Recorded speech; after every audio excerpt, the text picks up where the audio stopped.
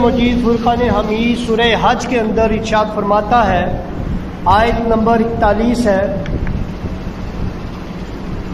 اللہ فرماتا وہ لوگ جن کو زمین میں ہم نے اقتدار دے دیا، الذین ان مکناہم فی الارض، جن کو زمین میں ہم نے اقتدار دے دیں،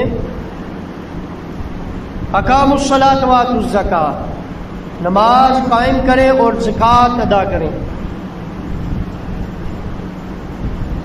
وَأَمَرُوا بِالْمَعْرُوفِ وَنَهَوْا عَنِ الْمُنکر، وہ نیکی کا حکم دیں اور برائی سے روکیں، وَلِلَّهِ عَاقِبَةُ الْأُمُورِ، سب کاموں کا انجام اللہ ہی کے اختیار میں ہے۔ قرآن مجید فرقان حمید میں اللہ تعالیٰ نے بارہا مرتبہ اہل اقتدار کو یہ بات باور کرائی ہے کہ جو تمہیں اقتدار ملا ہے اس میں تمہاری من مرضی نہیں چلے گی، اس میں احکامات تم میرے ہی نافذ کرو گے۔ حکمران دنیا میں جو حکمرانی کرتے ہیں، اصل حکمران اللہ کی ذات ہے، دنیا میں اللہ نے ان کو مجازی یہ حکومت دی ہے، اس لیے عطا کیا کہ تم اپنے ملک میں میرے نافذ کردہ احکامات کو نافذ کرو اور ان پر عمل کرواؤ۔ یہ حکومتیں اسی لیے ہوتی ہیں، دنیا بھر کی حکومتیں اس لیے ہیں کہ وہ اپنے ملک کے اندر اللہ کے احکامات کو نافذ کریں، ان کا صرف یہ مقصد ہوتا ہے، اور اللہ کے حکم کے مطابق اپنے ملک کو چلائیں۔ یہاں دیکھیں آیت میں جو فرمایا گیا، بے شک جن کو اقتدار دیا وہ نماز قائم کریں، یعنی نماز قائم کروائیں، کریں بھی اور کروائیں، نماز کے اوپر خود بھی پابندی کریں اور لوگوں کو بھی پابندی کروائیں۔ آقا دو عالم صلی اللہ علیہ وآلہ وسلم کے دور کو دیکھیں اور اصحاب کے دور کو دیکھیں، یعنی خلفائے راشدین کے دور کو دیکھیں،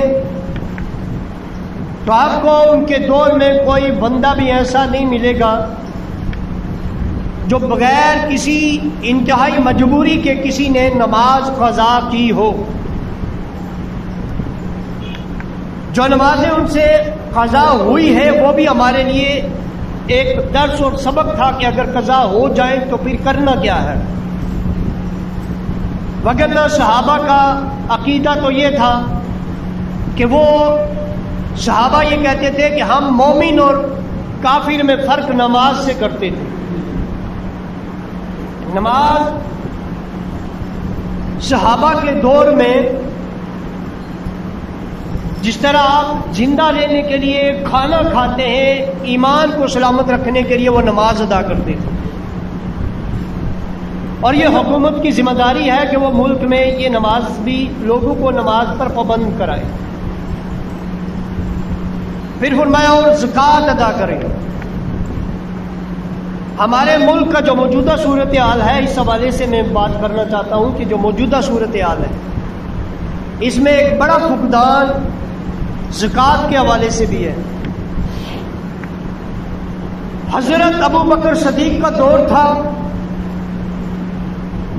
خلیفہ بلا فصل، پہلے خلیفہ، حضور علیہ الصلوۃ والسلام کی رخصتی کے فوراً بعد جو خلیفہ بنے، ان کے دور میں قبیلے نے منع کر دیا، ہم زکوٰۃ ابو بکر صدیق کو نہیں دیں گے، ان کی خلافت کا انکار کر دیا۔ سیدنا ابو بکر صدیق نے باوجود کہ حضرت عمر نے روکا، منع کیا، ابو بکر صدیق نے نہیں، اگر حضور کے دور میں جو 1 روپیہ بھی زکوٰۃ دیتا تھا میں اسے معاف نہیں کروں گا۔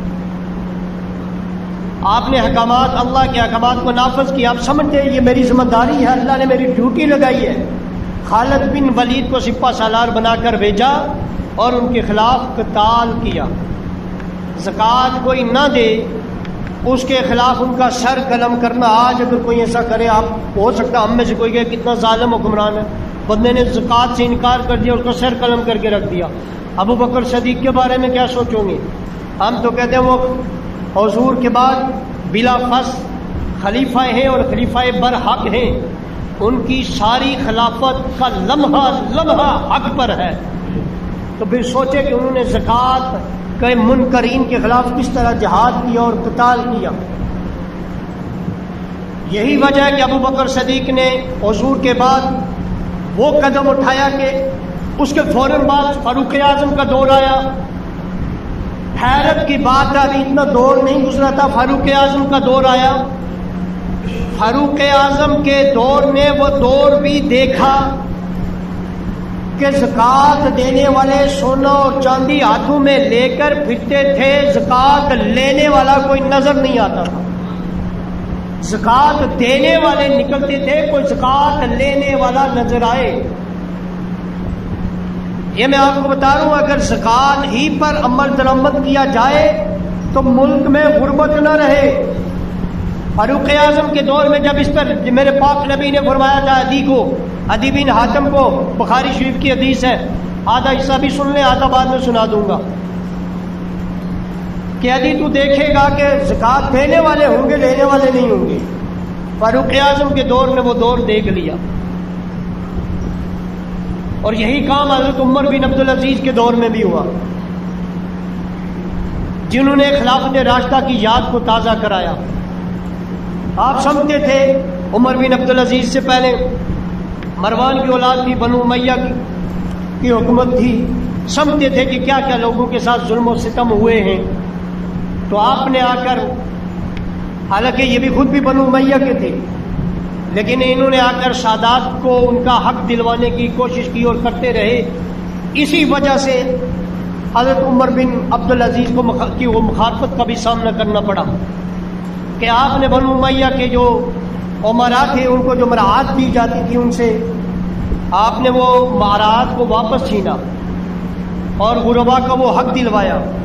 الغرض حضرت فاروق اعظم کی بات چل رہی تھی کہ حضرت فاروق اعظم کے دور میں زکوٰۃ دینے والے تھے، لینے والے نہیں نظر آتے تھے. یا زکوٰۃ کا نظام اگر مضبوط ہو جائے، آپ اپنے ملک میں دیکھیں، یہاں پر حد یہ ہے کہ یہاں پر جو زکوٰۃ دینے والے ہیں ان کو چاہیے کہ وہ زکوٰۃ دیں، وہ الٹا غریبوں کے خون کو چوس رہے ہیں. حقیقت بات یہ، آپ اپنے علاقے میں ہی جو امیر ہیں ان کی جائیداد کا حساب و کتاب کریں، سیاستدانوں کا حساب کتاب کریں، اور ہر طبقے ہر شعبے میں امیروں کا حساب کتاب کریں. آپ کو ان کی زکوٰۃ اتنی نظر آئے گی کہ نہ صرف پاکستان میں بلکہ پاکستان کے ارد گرد کے علاقوں میں آپ کو زکوٰۃ دینی پڑے گی. اس قدر ان کے پاس مال ہے. اگر صرف زکوٰۃ نکال لیں، ملک کے اندر کوئی غریب نہ رہے. ایک زکوٰۃ کے نظام کو فعال کیا جائے. زکوٰۃ کا نظام جو بینکوں کے تھرو ہے، وہ حقدار کو حق نہیں مل رہا. اور زکوٰۃ کے نظام اصل اسی لیے حکومت کو آرڈر دیا گیا. اللہ نے کیا کہا؟ جن کو ہم نے اقتدار دیا ہے وہ ان کاموں کو فعال کرے، وہ ان کاموں کا خیال کرے. زکوٰۃ کا بات ہوئی تو زکوٰۃ کیا ہے؟ زکوٰۃ کا نظام فعال ہو جائے تو جو معیشت ہوتی ہے وہ مضبوط ہو جاتی ہے. ٹاکے ختم ہو جائیں گے، غریبوں کے دلوں میں امیروں کے لیے جو نفرت ہے وہ ختم ہو جائے گی. لیکن یہاں کیا ہے؟ ہمارے ملک کے اندر آپ اگر دیکھیں تو جتنا بھی امیر طبقہ ہے، میں آپ سے پوچھتا ہوں، ادھر اسلام کے نظام کو دیکھیں، ادھر ہمارے پاکستان کے سیاسی نظام کو دیکھیں. یہ پاک وطن ہے اور یہ اسی لیے حاصل کیا گیا تھا کہ اس میں اللہ اور اس کے رسول کے قانون کو نافذ کیا جائے. لیکن افسوس کی بات یہ ہے کہ اسی کے اپوزٹ کام ہو رہا ہے. ادھر دیکھیں اسلام کیا کہتا ہے، زکوٰۃ کیوں واجب کی گئی ہے؟ کیوں فرض کی گئی ہے؟ تاکہ امیر کی جیب سے مال نکلے اور غریب کی جیب میں آئے۔ اسلام کیا کہتا ہے؟ زکوٰۃ کون دے گا، امیر یا غریب؟ آپ کہیں گے امیر دے گا۔ صدقات کون دے گا؟ امیر۔ فطرانہ کون دے گا؟ امیر۔ یعنی اسلام میں آپ دیکھیں زکوٰۃ کا معاملہ ہو، فطرانے کا معاملہ ہو، قربانی کا معاملہ ہو، خیرات کا معاملہ ہو، صدقات کا معاملہ ہو، امیر کی جیب سے پیسہ نکل رہا ہے۔ اسلام کیا کہتا ہے؟ کسے دو۔ زکوٰۃ کون لے گا؟ امیر لے گا، غریب لے گا۔ خیرات کون لے گا؟ غریب لے گا۔ زکوٰۃ کون لے گا؟ غریب لے گا۔ دے گا کون؟ امیر۔ یہ ہے اسلام کا نظام، جس کی وجہ سے ملک میں متوازن ملک ہو جائے گا، توازن ملک کا برقرار رہے گا، سیاسی توازن بھی برقرار رہے گا۔ لیکن جب اس توازن میں بگاڑ آ جاتا ہے تو پھر ملک بھی تباہی کے دہانے پر کھڑا ہو جاتا ہے، جیسا کہ ہم تباہی کی طرف جا رہے ہیں۔ اس بات کو آپ محسوس کریں کہ اسلام کا نظام ہے جو میں نے آپ کے سامنے پیش کیا، ایک ہے زکوٰۃ، صدقات، خیرات، فطرانے، قربانی، سب کچھ۔ مال لے کون رہا ہے؟ امیر۔ لے کون ہے؟ غریب۔ کیوں؟ تاکہ ملک میں توازن قائم ہو سکے، غریبوں کے دل میں امیروں کی بھی ہمدردی، پیار، محبت پیدا ہو، اور امیروں کے دل میں بھی غریبوں کی ہمدردی، پیار، محبت پیدا ہو۔ اب آئے اپنے ملک میں نظر دوڑائیں تو اس کی اپوزٹ نظر آتا ہے۔ میں آپ سے پوچھتا ہوں کہ ٹیکس کون ادا کرتا، امیر یا غریب؟ کوئی امیر ٹیکس ادا نہیں کر رہا، غریب ادا کر رہے ہیں۔ میں ثبوت بھی دوں گا۔ بجلی کے بل ابھی جو جان پر آگے ہیں، کون ادا کر رہا، امیر یا غریب؟ پٹرول مہنگا ہو جاتا ہے، کون قیمت دیتا ہے، امیر یا غریب؟ گیس مہنگی ہو جاتی ہے، کون ادا کرتا ہے بل، امیر یا غریب؟ یہ سارا جو نظام ہے اس پر غور و فکر کریں۔ ڈاکٹر کے پاس جائیں، ہاسپٹل میں ادویات وغیرہ خریدتے، امیر یا غریب؟ اب امیروں کو دیکھیں، میں آپ سے پوچھوں پیٹرول کس کو فری مل رہا ہے، امیروں کو یا غریبوں کو؟ بجلی کا بل کس کو معاف ہے، امیروں کو یا غریبوں کو؟ ہاسپٹل کس کے لیے فری ہے، امیروں کے لیے یا غریبوں کے لیے؟ پیٹرول پورے ملک میں امیر گھومے تو اس کو پیٹرول کی فکر نہیں، غریب یہاں گجر خان سے پنڈی لوکل چلا جائے تو وہ سوچ میں مبتلا ہو جاتا ہے، فکر کھاتی ہے کہ کرایہ کتنا بڑھ چکا ہے۔ امیروں پہ کوئی فرق نہیں پڑتا ٹیکسیز کا اگر ایک ٹافی کی فیکٹری پر بھی ٹیکس بڑھتا ہے تو بچہ پے کرتا ہے، اس نے تو ٹافی روپے سے 2 روپے کر دینی ہے، اور وہ 1 روپے کا ٹیکس پھر ایک بچہ ادا کرتا ہے۔ ہر چیز جو بھی پروڈکٹ ہے کمپنی کی، کمپنی اسی پرائز پہ نہیں دیتی، پھر اور ٹیکس سے بڑھ کر جتنا ٹیکس ہوتا ہے اس سے بڑھ کر وہ پروڈکٹ کی قیمت ایسی لگا لیتی ہے، سب عوام ادا کر رہی ہوتی ہے۔ پیٹرول بڑھ جاتا ہے، کون ادا کرتا ہے؟ غریب، یہ درمیانی طبقہ جن کے تعلقات حکومت کے ساتھ ہوتے ہیں، ان کا تو سب کچھ فری ہوتا ہے، حالانکہ ان سے لینے چاہیے، غریبوں کو دینے چاہیے۔ یہ اسلام کا نفاذ ہے۔ میں یہ کہہ رہا ہوں، میں نے جو بات شروع کی تھی کہ زمین پر جو حکمران ہے، یہ اس لیے ہے کہ تم اللہ کا قانون زمین پر نافذ کرو، اس لیے تمہیں حکومت دی گئی ہے، جو رب اپنے قرآن میں کہہ رہا ہے۔ اور اللہ کا یہ حکمت یہ ہے کہ تم امیروں سے پیسہ نکالو، غریبوں کو دو، اور یہاں یہ ہے کہ غریبوں کو نچوڑا جا رہا ہے۔ وہی پیسے، یہ جو تمہارے ٹیکسز کے پیسے ہیں، بجلی کے بل پہ جو ٹیکس دیتے ہو اور گیس کے بل پہ جو ٹیکس دیتے ہو، اور پھر اس کے علاوہ دیگر جتنے بھی آپ ٹیکسز پے کرتے ہو، جو چیز بھی آپ کھا رہے ہو، خرید رہے ہو، سب ٹیکسز پے آ رہا ہے۔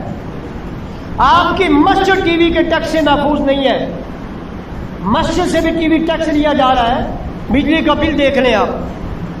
پھر اس ملک کا کیا بنے گا؟ کیا یہ اسلام کی حکومت ہے؟ کیا یہ اللہ کے آپ کہیں گے کوئی نہیں کہہ سکتا اسلام کی حکومت ہے. میں پوچھتا ہوں اسلامی حکومت ایسی ہوتی ہے کہ اللہ کے احکامات یہ ہیں؟ ابھی تو میں صرف زکوٰۃ والی بات پہ آیا ہوں. ایک زکوٰۃ والی بات کہ زکوٰۃ کا مسئلہ کیا ہے.